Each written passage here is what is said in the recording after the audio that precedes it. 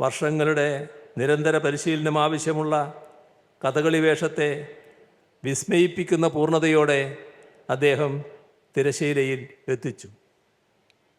ആവശ്യത്തിന് കഥകളി പരിശീലനമില്ലാതിരുന്നിട്ടും ഇത്തരമൊരു തലത്തിലേക്ക് ആ കഥാപാത്രത്തെ കൊണ്ടുവരാൻ കഴിഞ്ഞത് അദ്ദേഹത്തിൻ്റെ പ്രതിഭ ഒന്നുകൊണ്ട് മാത്രമാണെന്ന് ചിത്രത്തിൽ കൂടെ അഭിനയിച്ച കഥകളി ആചാര്യൻ കലാമണ്ഡലം ഗോപി പറയുകയുണ്ടായി. 1999 കാൻ ചലച്ചിത്രമേളയിൽ ഒഫീഷ്യൽ സെലക്ഷൻ ലഭിച്ച ചിത്രമാണിത്. ലോകത്തിൻ്റെ തെറ്റായ കോണിൽ ജനിച്ചു പോയതുകൊണ്ട് മാത്രം ഓസ്കർ കിട്ടാതെ പോയ പ്രതിഭയെന്ന് വാനപ്രസ്ഥം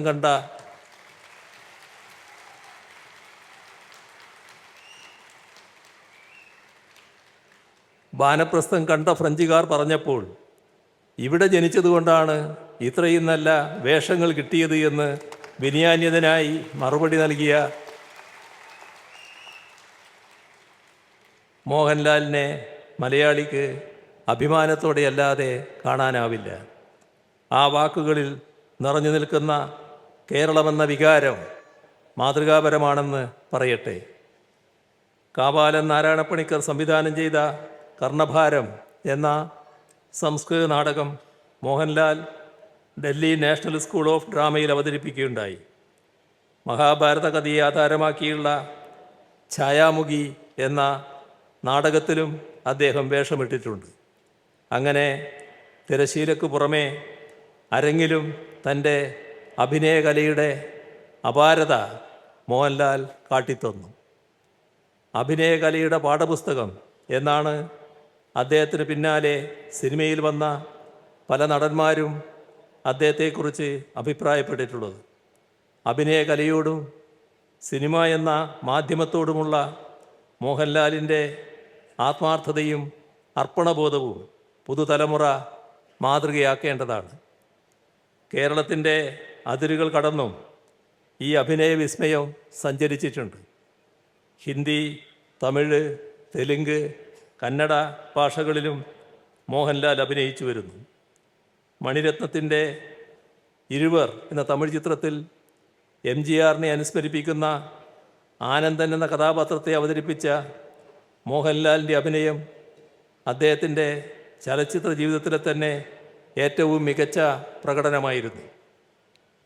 എക്കാലത്തെയും മികച്ച സിനിമകളിലൊന്നായി ബ്രിട്ടീഷ് ഫിലിം ഇൻസ്റ്റിറ്റ്യൂട്ട് തിരഞ്ഞെടുത്ത ചിത്രമാണിത്. രാം ഗോപാൽ വർമ്മയുടെ കമ്പനി എന്ന ഹിന്ദി ചിത്രത്തിലൂടെയായിരുന്നു ബോളിവുഡിലെ അദ്ദേഹത്തിൻ്റെ അരങ്ങേറ്റം. അദ്ദേഹത്തിൻ്റെ ഏറ്റവും പുതിയ തെലുങ്ക് ചിത്രം വൃഷഭ ഈ മാസം പ്രദർശനത്തിന് ഒരുങ്ങുകയാണ്. തമിഴ്, കന്നഡ, ഹിന്ദി, മലയാളം പതിപ്പുകളുള്ള ഒരു പാൻ ഇന്ത്യൻ ചിത്രമാണിത്.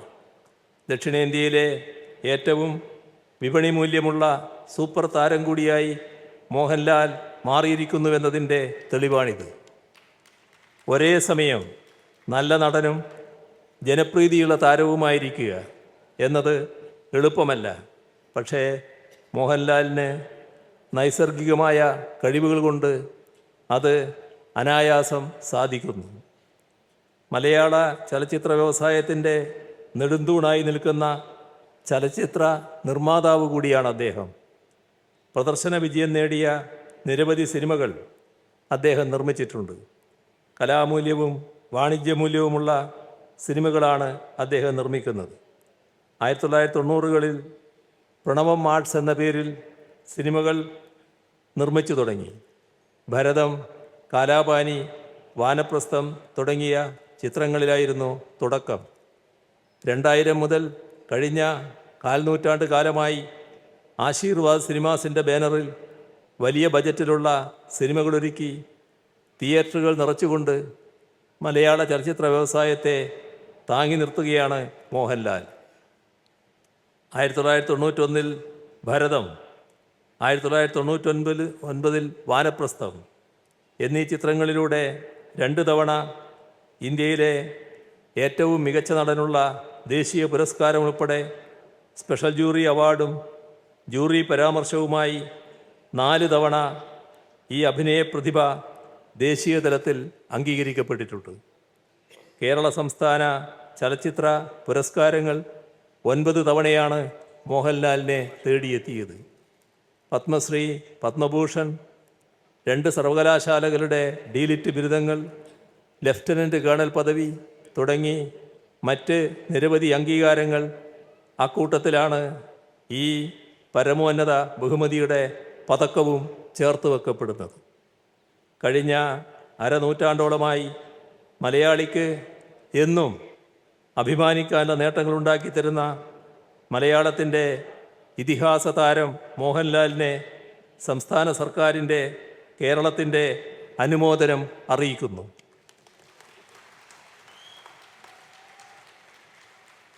കൂടുതൽ ഉയരങ്ങളിലേക്കെത്താൻ അദ്ദേഹത്തിന് കഴിയട്ടെ എന്ന് ആശംസിച്ചുകൊണ്ട് അവസാനിപ്പിക്കുന്നു.